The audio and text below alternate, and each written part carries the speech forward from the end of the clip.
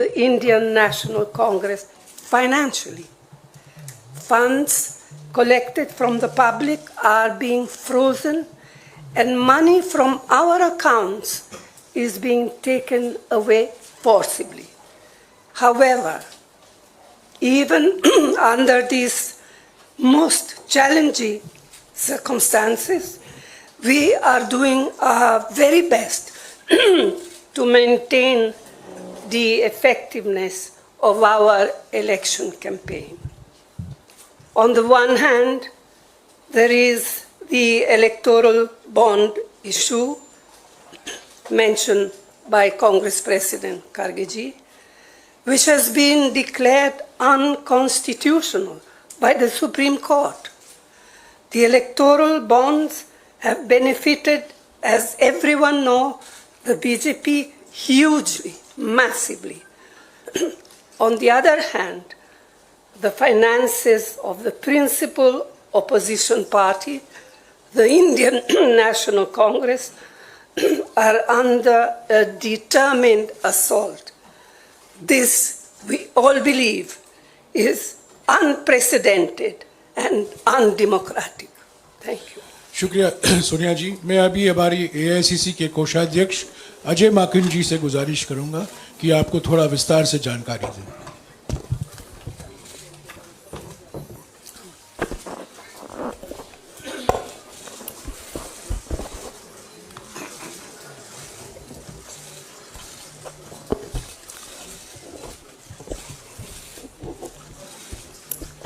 धन्यवाद जयराम जी, आप सब लोगों का बहुत बहुत स्वागत है। अभी हमारे कांग्रेस अध्यक्ष और पूर्व अध्यक्षा ने आप लोगों को बताया कि लोकतंत्र के ऊपर किस प्रकार का खतरा मंडरा रहा है, किस प्रकार से कांग्रेस पार्टी के बैंक खातों के ऊपर हमला हुआ और ये कोशिश करी जा रही है कि फाइनेंशियली कांग्रेस पार्टी को पंगु बना दिया जाए। ये केवल कांग्रेस पार्टी के खातों पे नरेंद्र मोदी सरकार का हमला नहीं है, बल्कि भारत के लोकतंत्र पे हमला है। अगर प्रमुख विपक्षी पार्टी वित्तीय तौर के ऊपर पूरी तरीके से पंगु हो जाए, कोई कार्य नहीं कर सके, पब्लिसिटी के ऊपर पैसा नहीं खर्च कर सके, कैंपेन के ऊपर पैसा नहीं खर्च कर सके, अपने कैंडिडेट्स को पैसे नहीं दे सके, तो फिर चुनाव किस बात का है। और चुनाव की घोषणा हो चुकी है पिछले एक महीने से हमारे अपने बैंक अकाउंट्स में।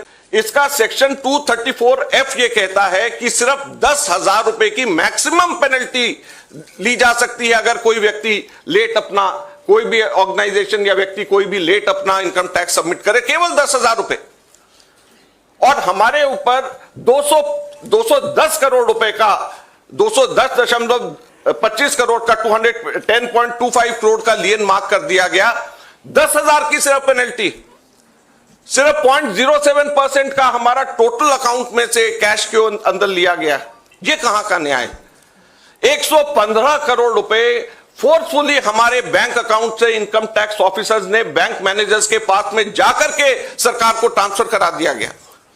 वो अब हमारे पास में नहीं है। 115 करोड़ रुपया बैंक मैनेजर्स को जाकर के एक तरीके से डरा करके, धमका करके इनकम टैक्स ऑफिसर्स ने हमारे अकाउंट से इनकम टैक्स डिपार्टमेंट और सरकार को वापस ट्रांसफर करा दिया। मैंने बताया जैसे पिछले 5 हफ्ते से 1 महीने से भी ज्यादा हम अपने पैसे जो हमारे वर्कर्स ने इकट्ठे करे हैं वो हम इसका उसका इस्तेमाल नहीं कर पा रहे हैं। ये कहां की डेमोक्रेसी है, ये कहां का लोकतंत्र रह गया। तो इसलिए हम आपसे कहना चाहते हैं, ये केवल हम लोग तो अपनी लड़ाई लड़ेंगे, लेकिन ये आप लोगों की भी लड़ाई, मीडिया की भी लड़ाई है, देश की जनता की लड़ाई है। अगर आप इसके अंदर हमारे को समर्थन नहीं करेंगे तो लोकतंत्र जिंदा नहीं रहेगा, ना आप रहेंगे ना हम रहेंगे। धन्यवाद।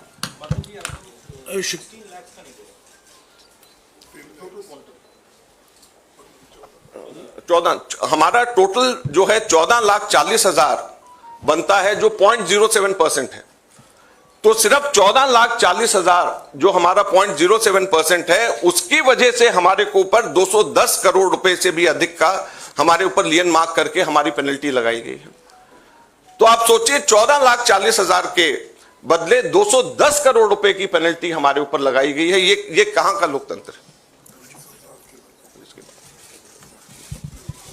शुक्रिया अजय माकन जी। आखिर में मैं राहुल गांधी जी से गुजारिश करूंगा कि वो आपको संबोधित करें।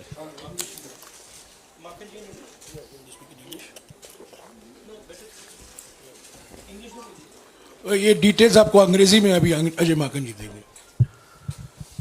Friends, there has been an assault on Indian democracy. Our accounts have been frozen since last more than 1 month. Since last around 5 weeks or so, we have been unable to utilize our own funds in the bank. You'll be surprised to know that a case, income tax case pertaining to 2017-18, which is 7 years back, on that basis, income tax has served us notice for 210